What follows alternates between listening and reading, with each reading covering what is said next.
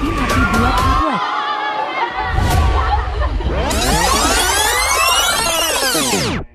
Yang pertama tetap tenang. Amankan, nah bagus nih, seperti ini nih. Yang kedua penting tenang.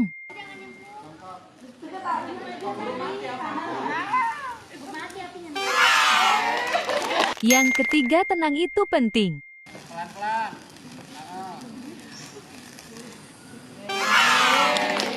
Intinya tenang, tapi kalau apinya besar banget segera selamatkan diri dan telepon Pak Damkar.